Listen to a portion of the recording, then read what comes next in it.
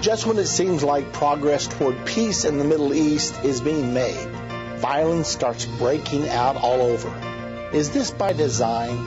Are the enemies of peace deliberately creating crises in order to derail the peace process? We'll discuss this possibility and where the events of the Middle East are headed today on Politics and Religion. Look, there are two things I don't discuss: politics and religion. In my house, we don't talk about politics and we don't talk about religion. I'll talk to you about anything except politics and religion. I never talk about politics and religion. Politics determines how we'll live here on earth. Religion determines how we'll live forever. I'm Irvin Baxter. I think it's time we talk about it.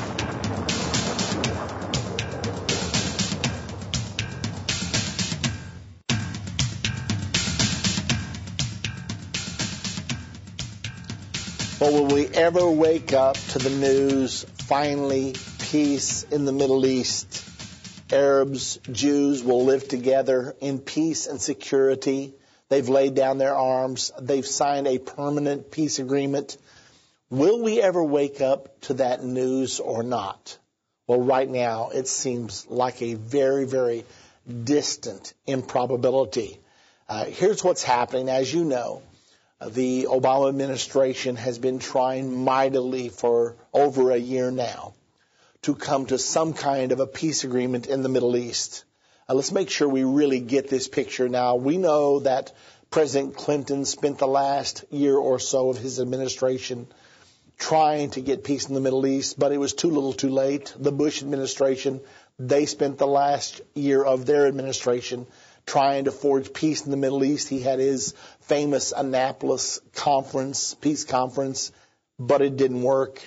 And Barack Obama, when he was running for president, said, I will not wait until the last year of my presidential administration to try for peace in the Middle East. I will put a full effort starting the very first year of my administration.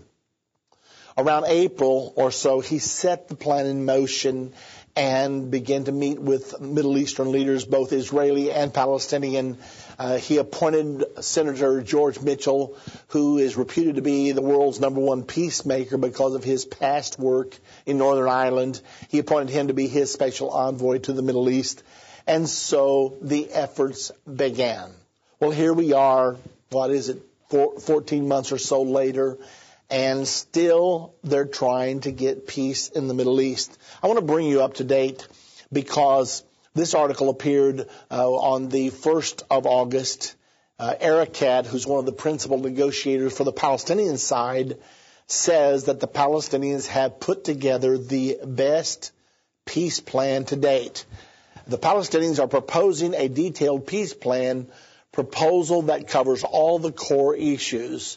Palestinian Authority Chief Negotiator Saeb Erekat said in an interview with Army Radio on Sunday. Erekat stated that this proposal is the best one to date and covers issues such as Jerusalem, borders, and refugees.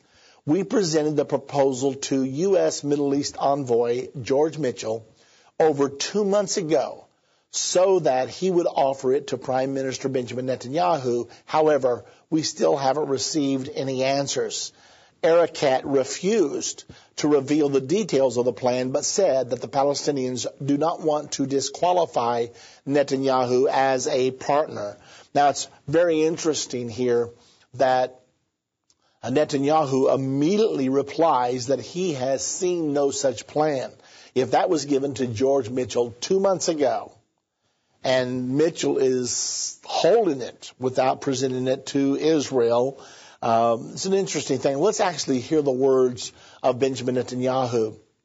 Prime Minister Benjamin Netanyahu announced at a ministerial meeting Sunday that direct negotiations with the Palestinians will begin by the middle of August. So that would be about August the 15th, 10, 11 days from right now. Netanyahu added that at this point he had not received any Palestinian peace program. So Erekat says, we've given the best ever proposal from the Palestinian side to the Israelis. And we gave it to George Mitchell, but it's not been transmitted to Israel, apparently. Netanyahu says that at this point he has not received any Palestinian peace program. So what's going on here? Could it be that the United States, as the arbiter in this situation, got this proposal from the Palestinians? Now they're pressing for a proposal from Israel and hoping maybe they're close enough together that the United States could bridge the gap and get a deal?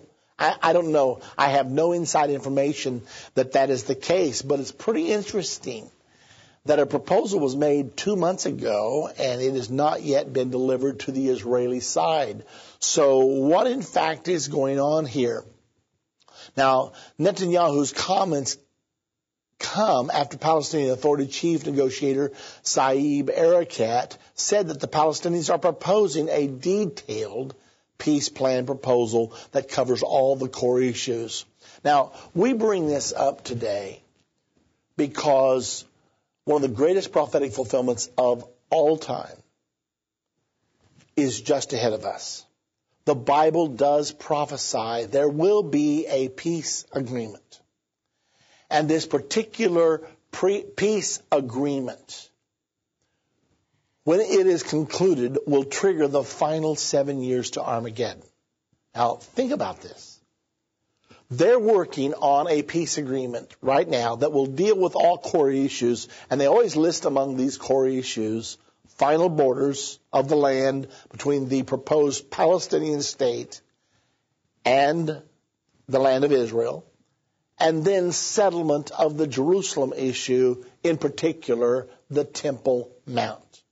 Now, these just happen to be the core issues that Jesus Christ said would be the critical issues just before his second coming. It's in Matthew chapter number 24. I don't think you heard me. Let me back up.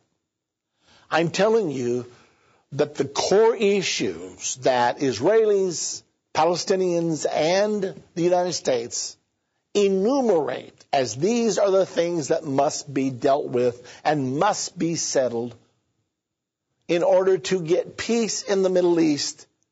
Those are the very core issues that Jesus prophesied about in his famous Olivet Discourse in Matthew 24, 2,000 years ago. And he said, these are the conditions that will be in existence just before my second coming. Let me see if I can explain that to you just a little bit, because to make an assertion with no proof is irresponsible. So let me tell you what Jesus talked about.